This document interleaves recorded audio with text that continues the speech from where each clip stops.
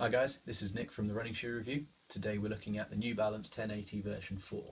So as you may well know, this is New Balance's neutral shoe and it's obviously the fourth version of it. So it's had quite a few updates. First and foremost, it looks a lot sleeker.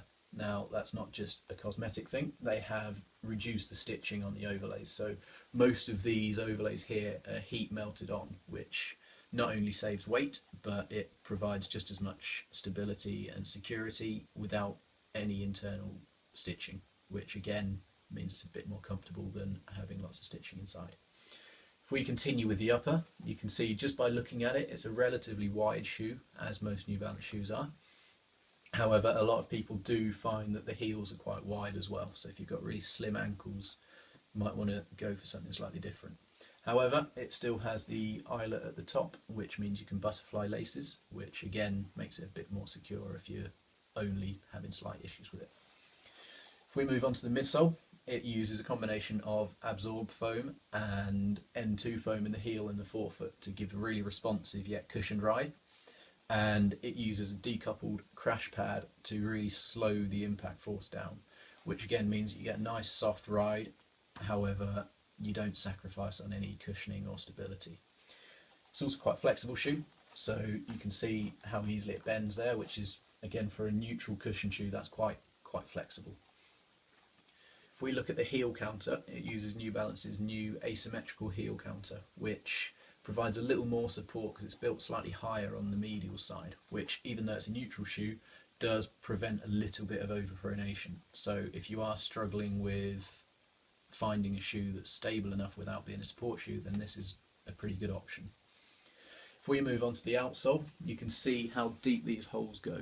Now that again provides a lot of flexibility without sacrificing any cushioning.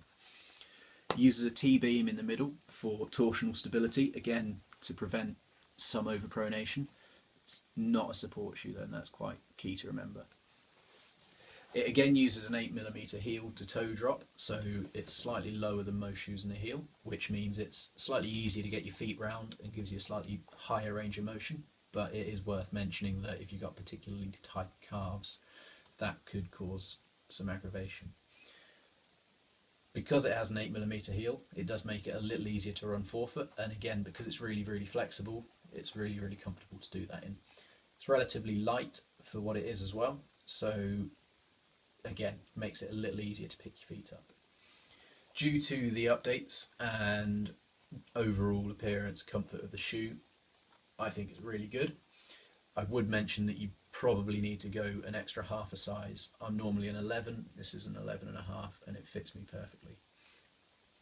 Again, we really like the shoe, and all in all, we give it an 8.5 out of 10.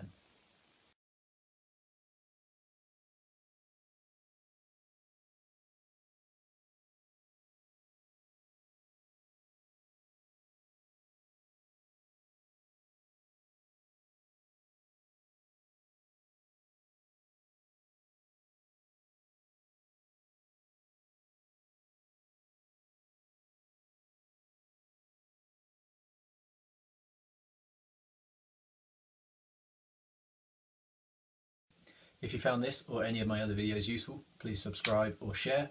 We put out new videos every week.